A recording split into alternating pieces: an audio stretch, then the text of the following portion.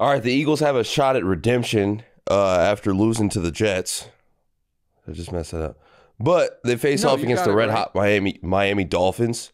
So the winner of this game is the team to beat until Kansas City's actual season starts after 8 weeks, right?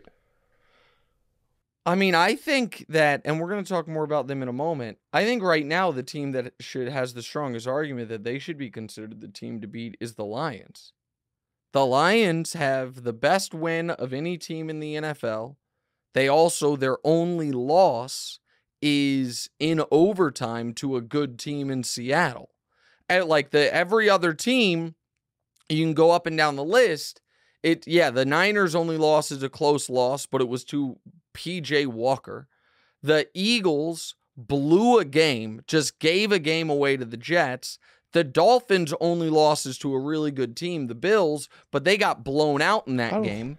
Go ahead. I don't think that was fair to the Niners about how you said they lost to PJ Walker. PJ Walker isn't on defense. Like it's not like the Browns lit them up on offense. The Niners just couldn't. I mean, the Browns are the best defense in football. Freddie couldn't handle it. Okay, so I just want to make sure I understand this. When it comes to discussing Niners losses, it's a team endeavor. And when it comes to discussing Niners wins, Brock Purdy's 5-1. Is that how we do it? I just want to know. I just want to make sure I understand. When the Niners succeed, we must give Brock Purdy his flowers. When they lose, it's a team sport. Amazing how that works out.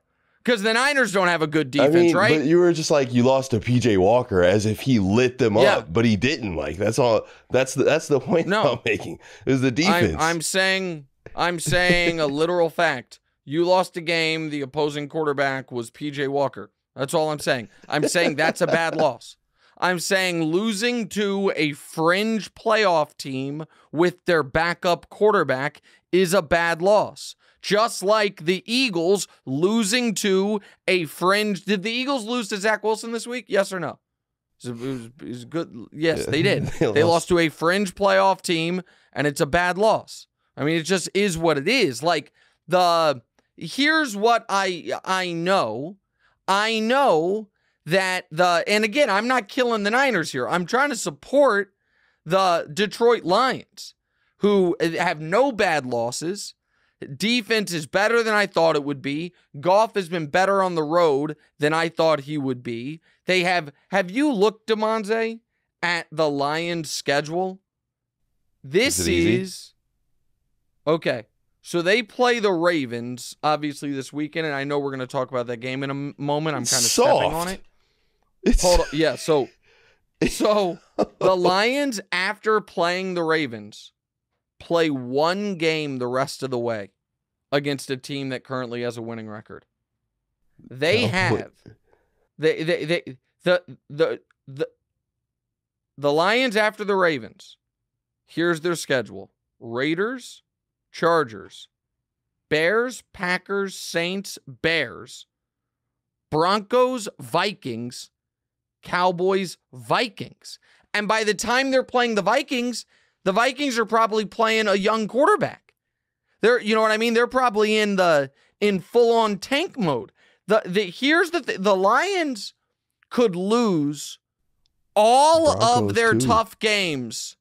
Yeah, they get the Broncos. The Lions could lose all of their tough games left and go 14-3.